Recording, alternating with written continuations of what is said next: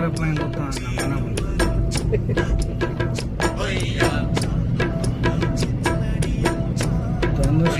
beach பணம் இது என்ன விற்கிறாங்க இது பணம் இது இதுவா